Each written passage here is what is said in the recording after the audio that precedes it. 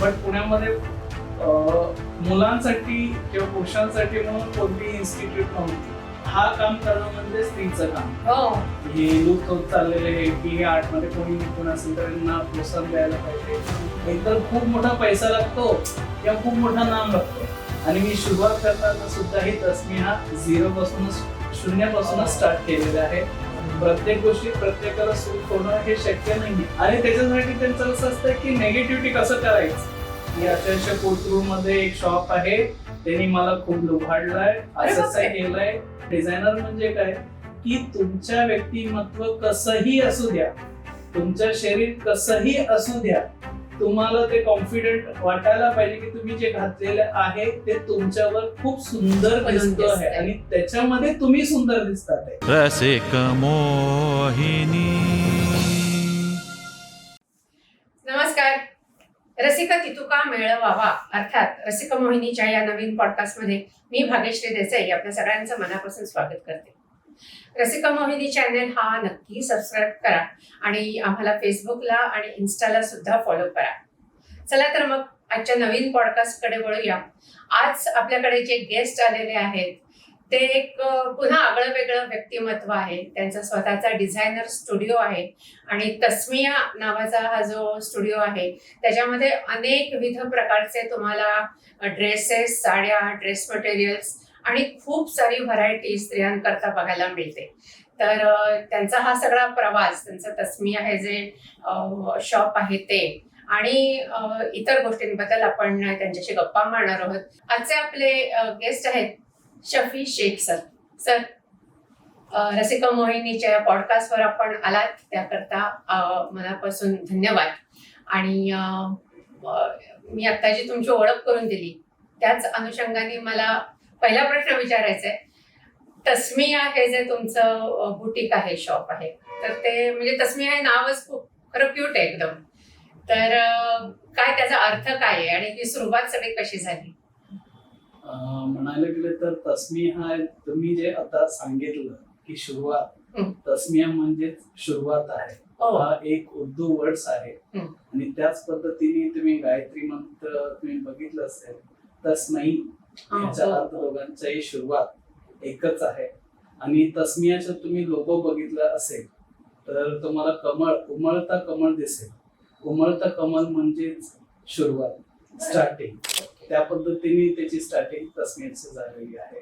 आणि ते नावाचा अर्थ म्हणजे कधीही तुम्ही सुरू करू शकता, त्याच अर्थ आहे. क्या बात. पण मग हे म्हणजे ही सुरुवात, तस्मियाची सुरुवात कधी झाली? तुम्हाला ही प्रेरणा कुठून मिळाली? मुख्य सुरुवात म्हणजे मी काय असं ठरवून नाव ठेवावं किंवा मी स्टार्ट करावं म्हणून केलं नव्हतं. शक्यतो माझं स्वप्न होतं लहानपणीपासून की मी एक चांगला डिझायनर व्हावं. अच्छा, ती आवडच होती? आवड होती. अरे वा. आजी बरोबर, आई बरोबर. माझे आजी जे होते खूप छान कसोटी काम करायचे आणि त्यांना तेवढं कसोटी करायची इच्छा पण असायची. ते रात्री दिव्याचं खाली बसून 3-3, 4-4 वाजता ते उठून, कारण काही आजोबा त्यावेळेत परंपरा होती की स्त्रियांनी काय असे काम करू नये. आणि मेन म्हणजे काय की कास्टिझम तेव्हा पण भरपूर वेगळं होतं की बाबा घरची स्त्री म्हणजे घरच सांभाळायला पाहिजे, कपडे बाहेर जायचं नाही. आणि किंवा गोष्टी ते कोणत्या गोष्टी हँडीक्राफ्ट करायचं झालं तरी त्याची खूप लिमिटेशन असायचे की ते काय करायला पाहिजे काय नाही. आजी करायचे, मी लहानपणी त्यांचं बघायचं, गावाला गेलं की बाबा काय करतात काय नाही, त्याची क्युरियोसिटी असायची की ते कसं थ्रेड बाहेर हे असायचं, त्याची डिझायनिंग कशी निर्मिती होती, काय होती. तेव्हापासून मला खूप आवडायची. पण आजी नक्की काय करायच्या? कर्नाटक कसोटी तुम्ही ऐकले असेल, कशिदाकारी ते डिझाईन निर्माण करायचे. एक्झाम्पल आता काय की त्यांना छापून मिळतं आणि ते लोक निडल्स घेऊन तयार करतात. आजींचं तसं नव्हतं की तुम्ही सांगितलं अरे मला असं डिझायनिंग पाहिजे किंवा मला मनात आहे की मी फुलं पानांचं करायचं, मग त्याच्यामध्ये ते त्या गोष्टीला कपड्यावर कसं उतरवायचं ते त्यांना माहित होते. एक्झाम्पल की कसोटीमध्ये 3 घराणे, मंदार, नेगी, नील, हा 3ही घराणे त्यांना माहित होतो की कोणत्या पद्धतीने कोणते टाके टाकलं तर ते व्यवस्थित डिझायनिंग येईल. ते मी बघून मला इच्छा झाली होती की मी काहीतरी करायचं. तेव्हा मला माहित नव्हतं की ह्या गोष्टी सगळं जे करतात ते डिझायनर. मी लहानपणापासून असं होतं की ते फॅशन डिझायनिंग ह्याचा अर्थ माहित नव्हतं. मला काहीतरी छान काम करायचे, कपडे शिवायचे. शिंपी पण म्हटलं तरी मला आवडायचं नाही किंवा कसोटी काम म्हटलं तरी आवडायचं नाही. मला असं वाटायचं की नाही, हे काहीतरी वेगळं करतात. त्या निमित्ताने मी त्याच्या मागे लागलेलोच होतो. बरं. खूप सारे लहानपणीची आठवण आहे की शेजार पाजारच्यांनी साड्या वाळत घातल्या, त्यांचे पल्लू कट करून आणायचं, त्याची पिशव्या करायचं. आणि घरी आईने नवीन साडी आणली, पल्लू कट करून म्हणजे मला नाही कळलं, ते करून काय करायचं तुम्ही? कोणी साडी वाळत घातलं की गपचूप जायचं आणि त्याचे पदर कट करून आणायचं. पदर कट करून आणल्यानंतर त्याचे चित्र काय असतील ते सगळं जॉईन करून काहीतरी करायचं, पिशव्या करायचं किंवा आपले पिलो कव्हर करायचं, कुशन कव्हर म्हणतात ना, कुशन कव्हर किंवा दस्तरखानी आमच्याकडे म्हणतात. आपण तोरण, ताटावरती तोरण करतो ना, त्या पद्धतीने मी करायचं. अच्छा. त्या निमित्ताने मला खूप आवड तेव्हापासूनच निर्माण झालेली होती की मला ह्या गोष्टी छानपैकी करायच्या, तर काय करायला पाहिजे. बरं. आणि अशी वेगळंच आहे काहीतरी. तस्मेची सुरुवात म्हणजे डिझायनिंगची सुरुवात मी तेव्हापासूनच केली. मग तुम्ही पण त्याचं रेग्युलर ट्रेनिंग घेतलं नंतर कुठे? हा, मी नंतर 11-12च्या नंतर मी कंपल्सरी NIFT मधून 3 वर्षाचा डिप्लोमा केला. कुठून? NIFT, बरं. National institute of fashion technology. बरं. फिरोजाबादला आहे, तिथं माझी ट्रेनिंग झाली. अरे वा. तो किती वर्षाचा कोर्स आहे? 3 वर्षाचा कोर्स. हो का? बरं.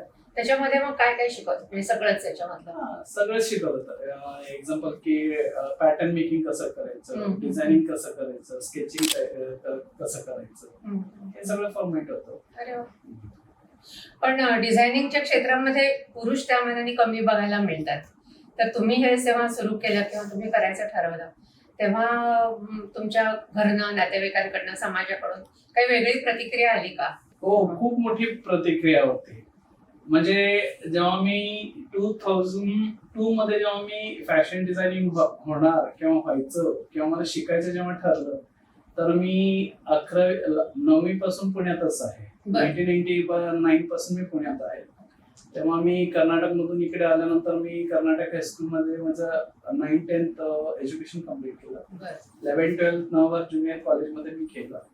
त्याच्यानंतर मला फॅशन डिझायनिंग करायचं होतं. मी पुण्यामध्ये खूप शोधत होतो, बट पुण्यामध्ये मुलांसाठी किंवा पुरुषांसाठी म्हणून कोणतीही इन्स्टिट्यूट नव्हती.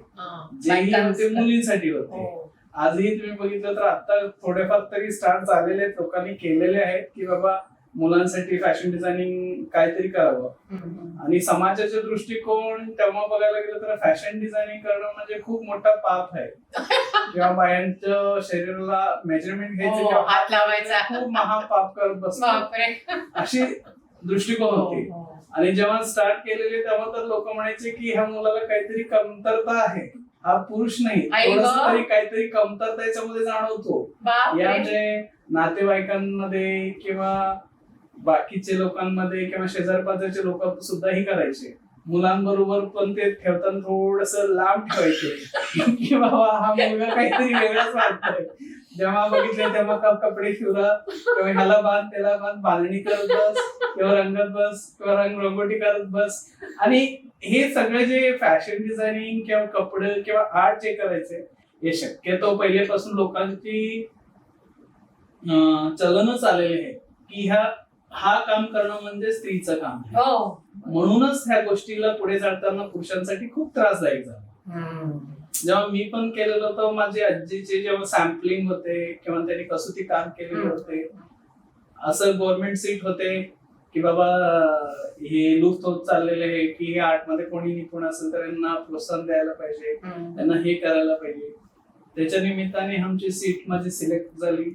मी इथून पुण्यापासून दिल्लीला गेलो, दिल्लीपासून फिरोजाबादला गेलो.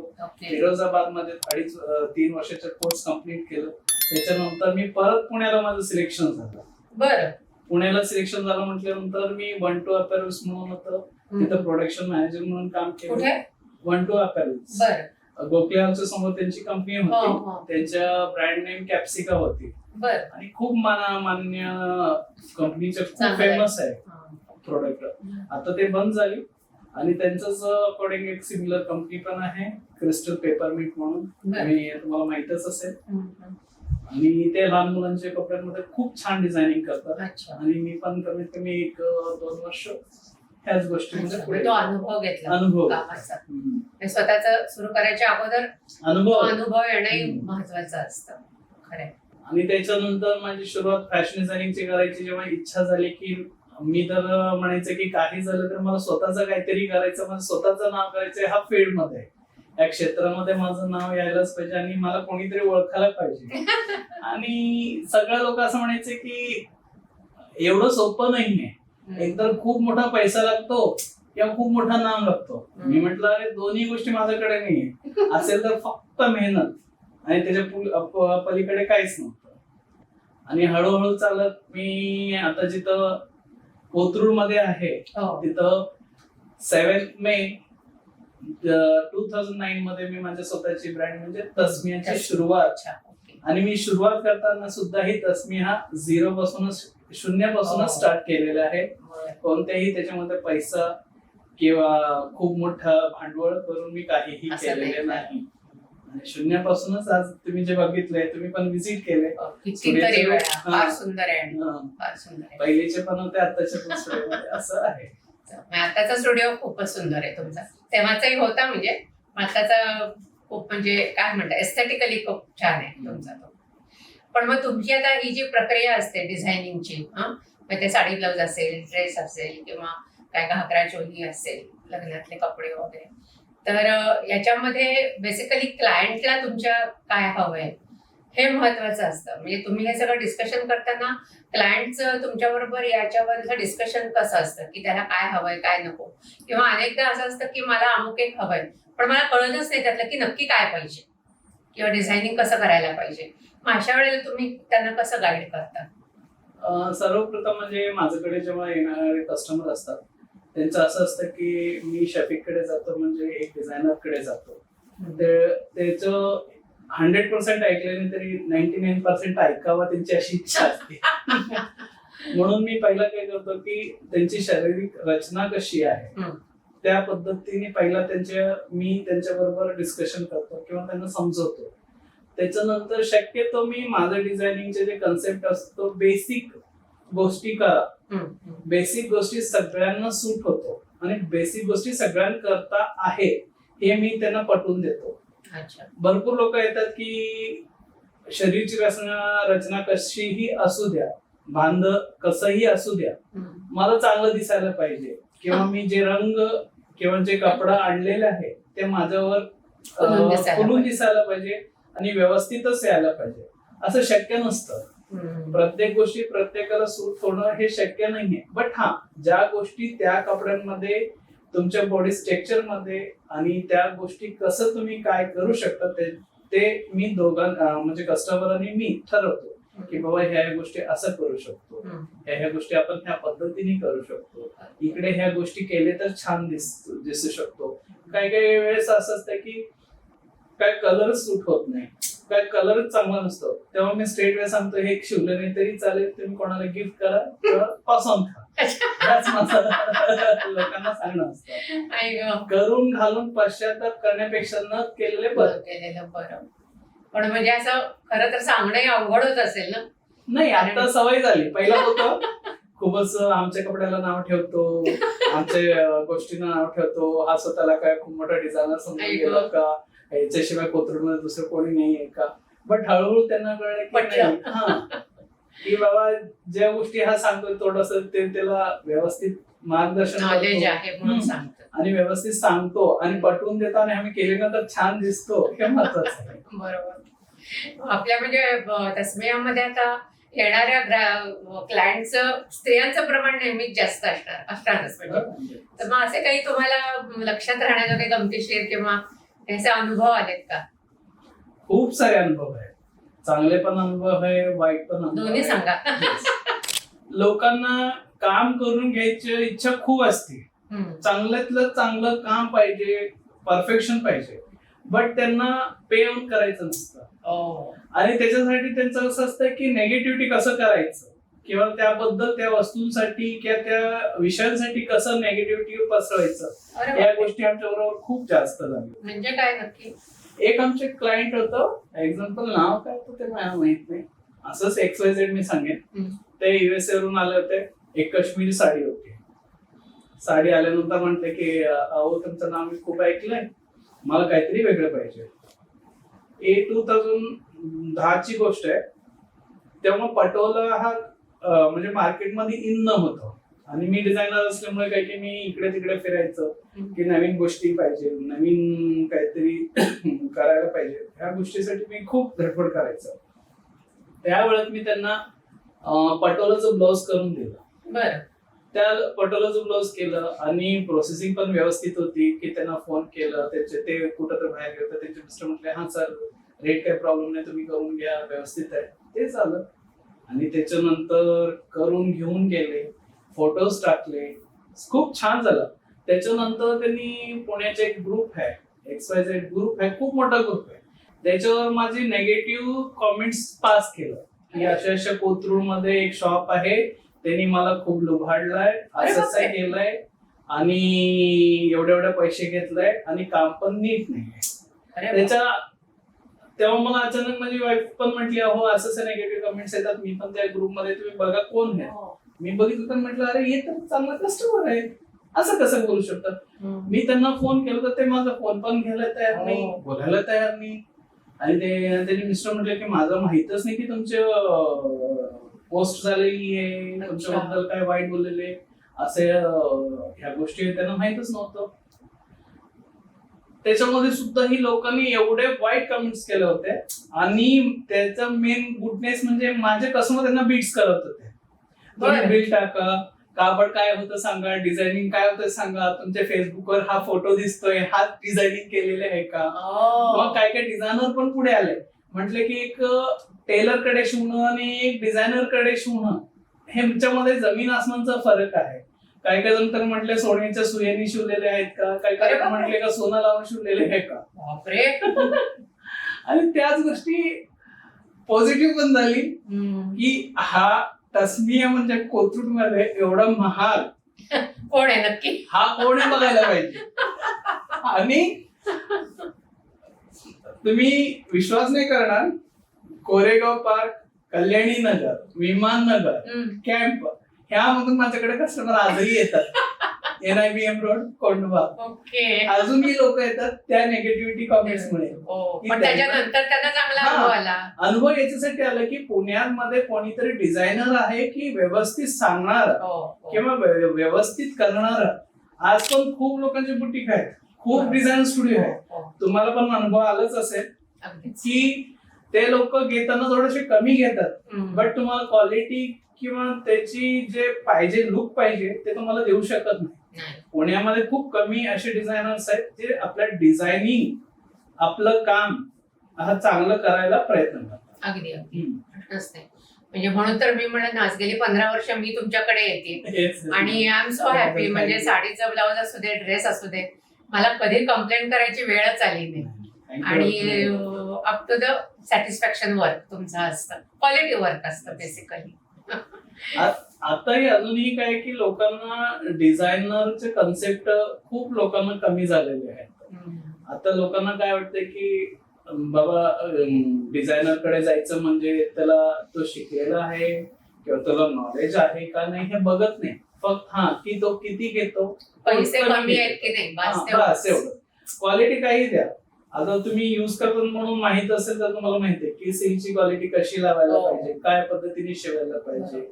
क्रेप असो, जॉर्जेट असो, शिफॉन असो, लायक्रा असो, टास्पा असो, भरपूर व्हरायटीज आहेत की कपडे शिवण्याची पद्धत बदलायला लागते. आणि येणाऱ्या प्रत्येक कस्टमरला प्रोसेसिंग सांगत बसणं माझ्यासारख्यांना किंवा कोणत्या डिझायनरला पॉसिबल नाही आहे ते.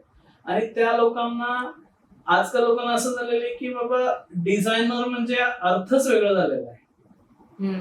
डिझायनर म्हणजे काय करायला पाहिजे, त्याचं काम कसं हा बघत नाही की फक्त त्यांनी गळ्याला कॉर्ड पायपिंग केली आणि 2 एम्ब्रॉयडरीचे बुटे टाकले किंवा थोडीशी केलं, त्या डिझायनिंग केलं तर तो डिझायनर झाला नाही. हा चुकीचं म्हणणं आहे किंवा ह्या चुकीचं डेफिनेशन आहे. डिझायनर म्हणजे काय की तुमच्या व्यक्तिमत्व कसंही असू द्या, तुमचं शरीर कसंही असू द्या, तुम्हाला ते कॉन्फिडंट वाटायला पाहिजे की तुम्ही जे घातलेलं आहे ते तुमच्यावर खूप सुंदर दिसतो आहे आणि त्याच्यामध्ये तुम्ही सुंदर दिसतात आहे. बरोबर, ते कापडा नाही, करेक्ट, तुम्ही सुंदर दिसतात आहे हे तुम्हाला पटायला पाहिजे. तेव्हाच तो खरं डिझायनर. करेक्ट आहे, करेक्ट आहे. वा. ते फारच तुम्ही हे चांगलं एक्सप्लेन केलं, प्रश्नच नाही. आणि तुमच्याकडे साड्यांचंही कलेक्शन खूप सुंदर हो असतं. हो. तर हे तुम्ही काय म्हणजे कुठून घेऊन येता साड्या, काय असतं ते? नाही, आमच्याकडे कसं आहे की प्रत्येक राज्यामधले मी जेव्हा शिक्षण घेत होतो तेव्हापासून आतापर्यंत मी प्रत्येक गोष्टीला स्टडी करूनच काम करून घेतो. हा. आता एक्झाम्पल तुम्ही गडवाल म्हणा, पैठणी म्हणा, नारायणपेठी म्हणा, पुणेरी नारायणपेठ म्हणा, हे साड्यांचे खूप विविध प्रकार आहेत. हो. बनारस मध्ये पण आहेत. बनारस मध्ये तुमचे शालू पण असते. एकदम सॅटिन सिल्कला आपण कॉमन लँग्वेज मध्ये बोलायला गेलं तर सॅटिन म्हणतो. श्वेतांबरी आहे, रक्तांबरी आहे, दिगंबरी आहे, भरपूर व्हरायटीज आहेत. लखनौची चिकनकारी आहेत, मुंगा सिल्क आहेत, भरपूर व्हरायटीज. साऊथचे कांजीवरम, धर्मावरम आहेत, क्रेप आहेत, मैसूर क्रेप आहेत, भरपूर व्हरायटीज याच्यामध्ये.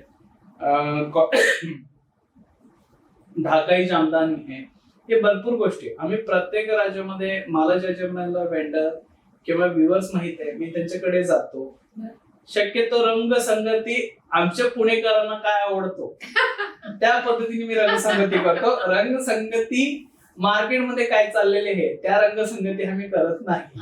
आमच्या पुण्यातल्या बायकांना काय आवडेल, पुण्यातल्या बायकांना आणि त्यांच्या कलर जे आवड आणि निवड आहे त्या पद्धतीने मी साड्या करून घेतो. माझ्याकडे एक्सक्लुझिव्ह साड्या खूप वेगळ्या प्रकारच्या आहेत. आणि मेन म्हणजे प्युअर म्हटले तर तुम्हाला प्युअरच असणार. सिंथेटिक माझ्याकडे अवेलेबिलिटी नसतं. मी सिंथेटिकला प्रोत्साहन पण देत नाही किंवा त्याची पब्लिसिटी पण करत नाही. सिल्क आहे, काय असतो की सिल्क आणि सिंथेटिक मध्ये शक्यतो काय की दुकानदार आपलं मार्जिन ठेवून विकत असतो, डिझायनर आपलं मार्जिन ठेवत विकत असतो, किमतीतही फरक असतो. लोकांना काय असतं की 5,000ची साडी 4,000ला मिळतं म्हणजे ते सिल्क झालं, हे चुकीचं आहे. अच्छा, आज सिल्कचे भाव काय आहे, कॉटनच्या रेट्स काय आहे हे लोकांना माहितच नाही. आता तुम्ही विचार करा की लोक माझ्याकडे जेव्हा ब्लाउज शिवायला येतात, जेव्हा माझी साडी बघतात ते म्हणतात अरे हे तर साडी 3,000 रुपयाला बघितलं आणि माझी साडी 30,000ची असते. आता मी कंपॅरिझन तर कस्टमरला कसं सांगू की 27,000 माझी मार्जिन होऊ शकत नाही. आणि पण दिसतात ना त्या सारख्याच दिसत असतील, सारखे दिसत असतात. आताचे जे मार्केट आहे किंवा लोकांचं प्रोडक्शन आहे किंवा सिल्क बेस म्हणून जे वापरतात आहे हे लोकांचं प्रमाण खूप जास्त झालेलं आहे. आणि फेक प्रोडक्ट एवढं झालेलं आहे की तुम्ही त्याचं काहीच करू शकत नाही. आणि त्या गोष्टीसाठी मेन म्हणजे काय की तुम्हाला थोडेफार तरी टेक्निकल किंवा प्रॅक्टिकल नॉलेज पाहिजे की बाबा सिल्क कसं असायला पाहिजे, कॉटन काय असायला पाहिजे. त्याच्यानंतर तुम्ही त्याची रेट्स द्यायचे की नाही तुम्ही ठरवायला पाहिजे. आताही लोकांचं असं आहे की 4,000 देऊन ते साडी घेऊन ते सिंथेटिक जे 300-400 रुपयाला पण त्याची योग्यता नसते, बट 5,000ची साडी घ्यायला नाही म्हणतात.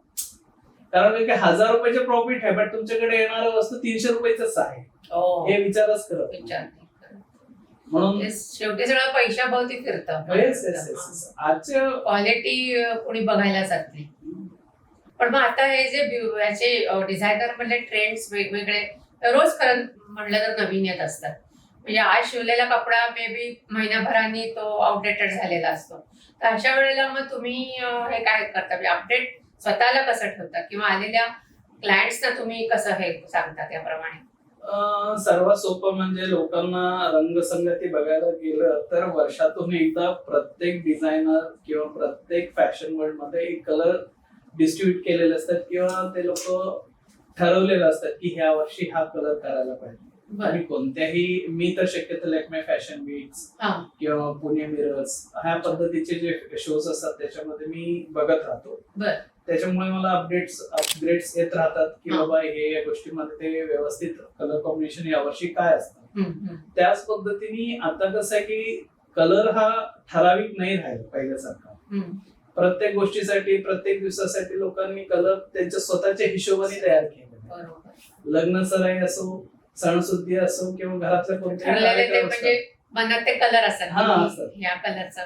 पहिलं कसं होतं की फेस्टिव्ह कलर म्हणजे हा रेड किंवा ग्रीन असायलाच पाहिजे. हो. लग्न सराईमध्ये काहीतरी पाहिजे म्हणजे थोडे फ्लॅशी किंवा डार्क कलरनेस असायला पाहिजे. बरोबर. घरात काहीतरी शुभ कार्य आहे म्हटलं तर माइल्ड कलर पाहिजे, हम्म. वेलकम कलर्स दिसायला पाहिजे, हो. असे कलर सांगत होते. आता तसं कलर राहिलं सांगत नाही. राहिले नाही. अच्छा. आणि अपग्रेड म्हणजे काही लोकांना सिरियल बघायचे असतात, मूवी बघायचे असतात, त्याच्यामध्ये सास ने क्या त्यातलं पेना, त्यातलं जे काय असेल ते ट्रेंड चालू. हो, सास ने क्या पेना, बहू ने क्या पेना, उसने क्या पेना, चलता ही है. या ड्रेस डिझायनिंगचे म्हणजे पुण्या मुंबईत काय किंवा खूप ठिकाणी आता खूप स्कूल्स आलेली आहेत. तेव्हा तुम्ही केलं तेव्हा कदाचित नसेल तेवढे. नाही. पण मग ही जी आता म्हणजे म्हणतात तसं आता ऑनलाईन सुद्धा काय काय आम्ही बघतो ऑनलाईन फेसबुकला सुद्धा की ड्रेस डिझायनिंगचे कोर्स आहेत किंवा आहे. पण हे कोणाला समजा जॉईन करायचं असेल, कोणाला त्याच्यामध्ये करिअर करायचं असेल तर हे कसं कळणार? कारण ऑथेंटिक आहे की नाही, फसवाफसवी त्यात किती आहे हे कळणार कसं? कारण काही सांगता येत नाही ना. पण फिया एवढ्याला घेतात, त्यातनं किती म्हणजे मिळत असेल शिकायला, हाही प्रश्नच आहे. मेन म्हणजे काय की मॅम आता भरपूर गोष्टी मार्केटमध्ये शिकण्यासारखं आलेल्या आहे आणि फसवगिरीच्या शिक्षणामध्ये पण खूप जास्त आहे. हो. आणि फीज जे शिकवतात त्याच्यापेक्षा दुप्पट तिप्पट रेट्स आहेत. आणि मी म्हणायला गेले तर कोणत्याही विद्यार्थी किंवा कोणालाही काय शिकायचं झालं तर त्या इन्स्टिट्यूट मध्ये तुम्ही स्वतः जाऊन पहिला 1 ते ट्रायल क्लासेस आहे का विचारायला पाहिजे. बरं. ट्रायल क्लास ट्रायल क्लास म्हणजे काय असतं? की जसं की तुम्ही 3 दिवसासाठी 2 दिवसासाठी तुम्ही त्यांच्या वर्गामध्ये बसू शकता. बरं. बसून ते काय शिकवतात, कसं शिकवतात, त्यांचे लेक्चर कसे असतात, त्यांचे लेक्चर कसे येतात, बरं. त्याच्या खाली तुम्ही 2 ते 3 दिवस जाऊन बघू शकता. त्याच्यानंतर तुम्ही ठरवायला हरकत नाही की बाबा ते लोक कसं शिकवतात, काय काय गोष्टी शिकवतात. बेसिक आता मी एक एक्झाम्पल देऊन झालं की बाबा कोणाला असं आहे की नाही मला स्केचिंग शिकायचं नाही, मला कम्प्युटर कॅट कॅम शिकायचं नाही किंवा मला बाकीच्या गोष्टीचं काहीच करायचं नाही, एम्ब्रॉयडरी वगैरे शिकायचं नाही, फक्त कटिंग शिकायचं. मग त्याच्यामध्ये सुद्धाही भरपूर इन्स्टिट्यूटने आता वेगळे वेगळे कोर्सेस, पॅटर्न मेकिंगचे कोर्सेस केलेले, कॅट कॅमचे कोर्सेस केलेले. त्याच्याबद्दल की जाऊन ऍटलिस्ट 2 ते 3 दिवस ट्रायल क्लासेस घेऊन त्यांनी बघायला पाहिजे की एक्झॅक्टली हे लोक शिकवतात पण का फक्त फेक मारतात की आम्ही असं शिकवतात.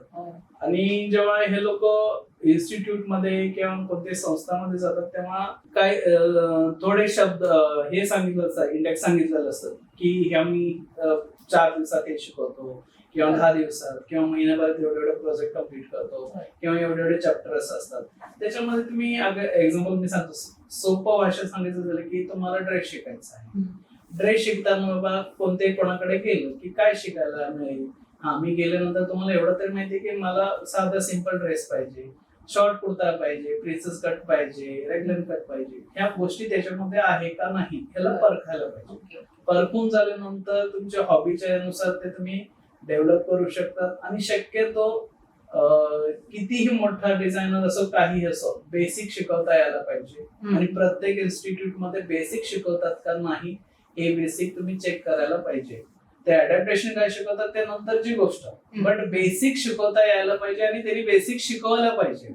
एक्झाम्पल तुम्ही विचार करा की तुम्हाला राईस वरण भात करायचं शिकवलं, भात आहे तांदूळ आहे हे तुम्हाला माहित आहे, मग त्यांनी पहिला सांगितलं की नाही मी बिर्याणी पण शिकवतो, पुलाव पण शिकवतो, मी मसाले भात शिकवतो. भाई मला वरण भात शिकवता येतो का, वरण भात करता येतो का हे तरी मला बघू दे, हे तुम्ही कळायला पाहिजे आणि हे सांगायला पाहिजे. आणि बेसिक म्हणजे काय की तुम्ही जेही तुम्ही आता मी सांगितलंय की बाबा तुमच्या स्वयंपाकाच्या म्हणजे जसं बिर्याणी झाली त्याच्यामध्ये कॉमन काय होतं, राईस होतो. त्याच पद्धतीने फॅशन इंडस्ट्रीमध्ये बेसिक ब्लॉक्स येतात का, बेसिक अडॅप्टेशन येतात का. आणि हे बेसिक अडॅप्टेशन आणि basic blocks, basic colour combination, basic sketching हे प्रत्येक इन्स्टिट्यूट शिकवते का हे तुम्हाला लक्षात आलं. बेसिक कलर कॉम्बिनेशन शिकवतात का, बेसिक कलर चार्ट शिकवतात का हे तुम्हाला माहित झालं, बस झालं. ज्या इन्स्टिट्यूट बेसिक शिकवतो तो ऍडॅप्टेशन शिकवतो आणि ऍडॅप्टेशन ज्यांना येतं ते बेसिक शिकू शकतात. पण याच्यामध्ये मग गव्हर्नमेंट रेकॉग्नाइज इन्स्टिट्यूट असतात किंवा गव्हर्नमेंटचे स्वतःचे काही कोर्सेस त्यांनी launch आहे केलेले आहे आहे भरपूर आहेत. पुण्यात पण खूप छान छान इन्स्टिट्यूट आहे जिथं खरंच लोकांना माहित नाही. मोठे मोठे लोकांना हे आहेत की मोठे मोठे इन्स्टिट्यूट फक्त नावासाठी ड्रेपिंग केलेले आहेत, फॅशन शो केलेले आहेत, बट मेन जे शिकवतात ते त्यांच्याकडे लोक जातच नाही. अरे वा. एक्झाम्पल आता तुम्ही कर्वेनगरचे जगन्नाथ राठी इन्स्टिट्यूट आपलं लॉ कॉलेज रोडला आहे, हा. मराठवाडा कॉलेजच्या पाठीमागे आहे जगन्नाथ राठी इन्स्टिट्यूट. ह्यांच्या पण बेसिक खूप छान आहे. पण लोकांना त्याच्यानंतर माहितीच नाही. लोकांना माहितच नाही की कोणती गोष्टी ते लोक चांगल्या शिकवतात. अरे वा. कर्वेनगरची पण आहे, स्त्री शिक्षण संस्था हो हो, मध्ये तिथे पण आहेत.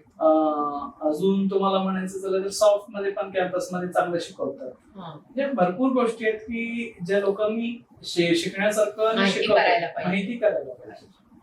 पण मग आता समजा आता नवीन कोणाला तुमच्यासारखा ड्रेस डिझायनर व्हायचं असेल तर त्यांनी सुरुवातीपासून काय करायला पाहिजे आणि या क्षेत्रात यायचं असेल तर नक्की कसं यायला पाहिजे, तुम्हाला काय वाटतं? बेसिक याच्यामध्ये जे क्वालिफिकेशन असायला पाहिजे 12th सायन्स किंवा 12th त्यांनी कंपल्सरी करायला पाहिजे. 12वीच्या नंतर त्यांनी शक्यतो इन्स्टिट्यूट एंट्रन्स एक्झाम्स वगैरे जे असतात जसं NIFT आहे, नीट आहे, त्याच्यानंतर तुमचं सॉफ्ट कॅम्पस आहे, या सगळे जे आहेत खूप मोठे मोठे इन्स्टिट्यूट आहेत जे खूप छान शिकवले जातात आणि खूप सारे आहेत पण त्याच्यामध्ये तुम्ही हे करू शकता. गव्हर्नमेंट पॉलिटेक्निकल कॉलेज पण आहेत, मिटकॉनचे पण खूप सारे आहेत. मिटकॉनचे पण कोर्सेसची क्वालिटी खूप छान आहे, ते खूप छान पद्धतीने शिकवतात. आणि साधारण किती ड्युरेशनचे कोर्सेस असतात? हे लगभग बेसिक तुम्ही ह्याचं डिझायनर कोर्सेस करायचं झालं तर हे कमीत कमी 1 वर्षापासून 5 वर्षापर्यंतचे आहेत. हो का? डिग्री कोर्स आहे? डिग्री कोर्सेस आहे. अरे वा. पहिलं नव्हतं, आता आहे. आता केलंय. SNTT मध्ये पण कोर्सेस आहेत, SNTT चा अभ्यास आहे. होम सायन्स मध्ये पण हा. आहेत. भरपूर आहे. चांगलं आहे की. शिकण्यासारखं भरपूर आहे आणि रोज अपडेट्स येतात. हो तेच म्हणलं, कारण रोज नवीन नवीन ट्रेंड्स याच्यामध्ये येत आहेत आणि म्हणजे छान तुम्ही तसम्यासारखं एवढं छान बुटीक तुम्ही आहे. तुमचं ते एक्झिबिशन पण तुम्ही भरवलं, काय काय ठेवलं होतं त्याच्यामध्ये? एक्झिबिशन मध्ये नाही, यावर्षी जेव्हा आमचं एक्झिबिशन झालं त्याच्यामध्ये आम्ही खूप सुंदर ड्रेस मटेरियल्स ठेवले, अनस्टिच ड्रेस मटेरियल होते. आणि हा रिक्वायरमेंट तुम्हाला सांगायला झालं तर तुम्हाला आश्चर्य वाटेल, हा रिक्वायरमेंट आमचे ग्राहक म्हणजे स्त्री नव्हते, त्यांच्यातले घरात नव्हते, त्यांच्या घरात असलेले पुरुष यांची रिक्वायरमेंट होती, यांची विनंती होती की तुम्ही ड्रेस मटेरियल एक्झिबिशन करायला पाहिजे. बरं, का बरं? सांगायला चालले तर तुम्हाला हसी येईल, तुम्हाला हसू पण आवडेल का नाही माहित नाही. प्रत्येकाने म्हणजे खूप जणांनी मला हे एक त्यांच्या गोष्टी सांगितलं की आम्ही बायका म्हणतात की आमच्या बरोबर तुम्ही शॉपिंगला येत नाही, नवऱ्यांना. आणि नवरे त्यांच्या बरोबर जातात 4-4, 5-5, 2-2, 3-3 दिवस जाऊन 2 साड्या 3 साड्या आणतात. साड्या आणल्यानंतर डिझायनरकडे वेटिंगला लावतात, जायचं सॅटर्डे संडे झोप मोडायचे, जायचं आणि डिझायनिंग करायचं. वेळ झाली की ते पूर्ण म्हणजे 1 दिवसाच्या फंक्शनसाठी मागचे 10 ते 15 दिवस त्याच्या मागची मेहनत असते. आणि फंक्शन झालं बाबा, 1 तासानंतर ती बाई साडी काढली आणि गाऊन मध्ये सुरुवात. आणि मला खूप लोकांनी सांगितलं 1,000ची साडी घ्या, लाखाची साडी घ्या, 2 ते 3 तासानंतर आमची बायका गाऊन, टी शर्ट, बरमुडा ह्याच्यामध्येच दिसतात. आणि त्याच्यानंतर आम्हाला कधीच वाटलं नाही. म्हणून आमच्या आग्रह हे आहे, विनंती आहे की तुम्ही काहीतरी असं करा की दिवसभर ते घालतील असं काहीतरी गोष्टी स्टार्ट करा. म्हणून ह्या वर्षी जे आम्ही केलेलं होतं ते ड्रेस मटेरियलचं एक्झिबिशन स्टार्ट केलं. अरे वा. अच्छा, साड्या नव्हत्या, फक्त ड्रेस? नाही, त्यांचे रूल्स पण असे होते, नंबर्स पण देऊन गेलेले होते आम्हाला की आम्हाला कॉल करायचं, आम्ही येणार म्हणजे येणार, आमच्या बायका येऊ दे नाही येऊ दे, आम्ही येणार, त्यांचे मेजरमेंट घेऊन येणार आणि आम्हाला शिवून द्यायचं, आम्हाला डिझायनिंग करून द्यायचं. त्याच्यामध्ये तू काय काय ठेवलं, म्हणजे खूप सारे लोक आहेत की जसं असं फ्रेंडली पण आहेत, मोठे पण आहेत की त्यांना मुलगासारखं वाटतं किंवा त्यांना असं फ्रेंड सारखं ते बोलतात की ह्यानी आमचं ऐकायला पाहिजे. त्या गोष्टीसाठी रेडीमेड ठेवायचं नाही, अनस्टिचेस ठेवायचं. आम्हाला जसं आवडतं, जसं पाहिजे तसं शिवून द्यायला पाहिजे आणि आमच्या वेळेतच द्यायला पाहिजे. अरे बापरे. म्हणून या वर्षी आम्ही दुकान तुम्ही बघितलं असेल, अटेंड पण केलेलं असेल, तर अख्खा दुकानमध्ये आम्ही पूर्ण रिकामी करून फक्त ड्रेस मटेरियल ठेवलं. पूर्ण ड्रेस मटेरियल. 3 ते 6 एक्झिबिशन होतं. आज 14 असेल तरी अजूनही आमच्याकडे गर्दी आहे, अजून आहे. अरे बाप, ड्रेस मटेरियलचीच गर्दी आहे. माझे 2 ठेव, माझे 3 ठेव, मी नाही हे मी ऑफिसला आहे, तू मला फोटो टाक. खूप सारे ह्यावेळेस तुम्हाला मी फोटो पण शेअर करेन, तर तुम्हाला दिसेल की ड्रेस मटेरियल खरेदी करताना पुरुष जास्ती आहेत. आणि काय साड्यांचं ऍक्च्युअली तसंच होतं. किती भारी साडी घेतली, 2दा नेसली, 3दा नेसली, 4 वेळा नेसली, झाले त्याचे फोटो काढले, फेसबुकला टाकले, मैत्रिणींबरोबरचे फोटो झाले. मग ते असं होतं, अरे सगळ्यांनी बघितली साडी, आता संपलं त्याचं. ते पण आहे. आणि साडी नेसायला कमीत कमी 2 तास प्रत्येक लेडीजला लागतो. त्याच्यावर असणारा मेकअप लागतो, त्याच्यामध्ये असणारा ज्वेलरीचा पार्ट पण असतो. हे सगळे केलं म्हणजे जे मेहनत करून त्यांनी 5 तास ह्या गोष्टी आणि ते खरेदी करण्यासाठी लागणारे 10 ते 15 दिवस आणि ते घालणार किती वेळ मोजून 2 ते 3 तास, जास्तीत जास्त 5 तास. 5 तासानंतर साडी नको असतं. खरंय. पुरुष लोकांची नस बरोबर तुम्ही ओळखून मग तसं एक्झिबिशन भरवलं तर नाही. ह्याच्यात मला पण असं वाटत होतं, मी स्वतःला म्हणायचं अरे हे लोक म्हटलेत मी एक्झिबिशन तरी असं करतोय. मी माझी मिसेस समीनाशी पण बोललं, अगं समीना बघ ना किती ते सगळं सांगतात आहे, आपण आता सध्या तरी माझ्याकडे आपण हे तरी करायला पाहिजे, एक्झिबिशन अगोदर 4-5 लोकांना विचारायला पाहिजे किंवा जे आपल्याला माहितीतले त्यांना विचारायला पाहिजे. ही म्हटली तुम्ही एक काम करा, असे तुमचे क्लायंट निवडा की जे तुमच्याशी व्यवस्थित बोलतील आणि त्यांना विचारा. तर आम्ही ते एक सर्वे केलं की दिवसातून कमी कमी 20-25 फोन करायचं. 20-25 फोन मधून सगळे जे फोन म्हणजे त्यांचे जे आमचे क्लायंट होते त्यांच्या फोन नंबरवरून त्यांच्या सरांचा नंबर द्या, आम्हाला असं असं बोलायचं. हा अरे अरे आरामात आनंदीत घे, आणि ते नाही म्हटले तरी मला फोटो पाठव, मी घे बघते काय असं केलं. मग आम्ही त्याच्या ठरवलं की बाबा ह्या गोष्टी लोकांना खूप आवडतं. मला मनापासून भीती तर वाटत होती की बाबा लोक आले तर एकच गोष्टींवरती एक्झिबिशन होणं म्हणजे खूप कठीण होतं. बट ते ट्रू झालं की एका गोष्टींमध्ये सुद्धा खूप साऱ्या गोष्टी करू शकतो हे झालं सिद्ध. आणि ह्यासाठी आमचे जे क्लायंट होते त्यांच्यासाठी तर मी थँक्यू बोलायला पाहिजे की त्यांनी खूप उत्साहीने आणि एवढं प्रतिसाद दिला त्या एक्झिबिशनला की आम्ही आजही फीडबॅक महत्वाचा होता ना. आजही आज आहे आता मागच्या सॅटर्डे संडेच आम्ही बघायला गेलो तर ड्रेसेस घ्यायला सुद्धा ही त्याच आले होते ज्यांनी बाय केलेले होते. अच्छा, हो का.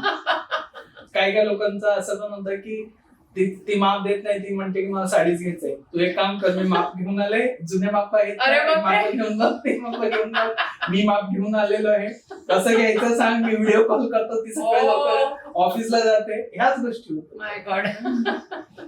ह्या वर्षीचं माझ्या करिअर मधला खूप छान म्हणजे एकदम जॉली एक्सपिरियन्स. जॉली एक्सपिरियन्स म्हणजे या वर्षीचा dress first time experience. First time. नाहीतर मी खूप वस्तू म्हणजे की दुपट्टेच असणं किंवा साडीज असणं किंवा मॅचिंग एक्सेसरीज असणं किंवा बाबा एक्सक्लुझिव्ह ब्लाउज मटेरियल्स असणं, अशा गोष्टी 5-6 गोष्टी घेऊन मी करायच्या. प्रोडक्ट 5-6 गोष्टीचे प्रोडक्ट करून की बाबा हे गोष्टी व्यवस्थित असायला पाहिजे, हे गोष्टी चांगल्या व्हायला पाहिजे. आणि ह्याच्यामध्ये स्त्री पण खूप होते आमचे क्लायंट की ते म्हटलं अरे शफिक बरोबर आहे, आम्ही साड्या कुठूनही शोधून चांगल्या आणू शकतो, पण ड्रेस चांगला शोधायचं झालं ना कळत नाही. आणल्यानंतर तू नाव ठेवतो, घातल्यानंतर नवरा नाव ठेवतो, त्यापेक्षा तूच आम्हाला काहीतरी दे. नाही, आणि खूपदा असं होतं म्हणजे लेंथ आता म्हणजे कोणीतरी ठरवलेली असते त्या बाईंनी की आपली लेंथ एवढी पाहिजे कुर्त्याची म्हणा किंवा हे, आणि ड्रेस मटेरियल एखादं बाहेरनं आणलं आणि नंतर तुमच्याकडे पाहिल्यावर तुम्ही म्हणता अरे हे एवढं पुरतच नाहीये, तर तो अजून एक प्रॉब्लेम येतो. जरी ड्रेस मटेरियल आवडलेलं असलं तरी उपयोग काय, शेवटी जर त्या पद्धतीने शिवलं जाणार नसेल तर मग काही फायदाच होत नाही ना त्याचा. आता आमच्याकडे जे ड्रेस म्हटलंय आहे तुम्ही म्हणतात नाही का 32 ते 50 पर्यंत पण लेडीज व्यवस्थित घालू शकतात. कलर कॉम्बिनेशन पण यावेळेस तसेच ठेवलेले वा. होते आणि पुढे पण असंच करायची इच्छा आहे आमची. वा, खूप छान, खूप छान वाटलं तुमच्याशी गप्पा मारून आणि मजा आली खरोखरच. तर तुमचं हे तस्मिया बुटीक आणि तुमची ओव्हरऑल तुमचं जे तुम्ही काम करताय त्याच्याकरता खूप खूप शुभेच्छा. Thank you. आणि आज रसिका मोहिनीच्या या पॉडकास्टला तुम्ही आवर्जून आलात त्याकरता मनापासून धन्यवाद. Yes, ma'am. तुम्ही आम्हाला मनापासून बोलून आम्हाला एवढं मानपान दिल्यापासून त्याच्यासाठी मनापासून धन्यवाद. सर, इथे रसिका मोहिनीच्या पॉडकास्टला जे गेस्ट येतात त्यांच्याकरता जागृती एंटरप्राइजेस म्हणून एक शॉपी आहे, तर ते त्या गेस्ट करता खास गिफ्ट पाठवतात, तर हे खास आपल्याकरता. थँक्यू. या आम्ही पण डिझायनिंग अरे केली बापरे. तुमच्यासाठी खूप खूप छान पैकी हो. एखादा आमच्या कलाकृतीचा एक नमुना म्हणून तुमच्यासाठी गिफ्ट हो. म्हणून आणलेलं आहे. बघा तुम्हाला आवडेल. Thank you so much, thank you so much. रसिक मोहिनी.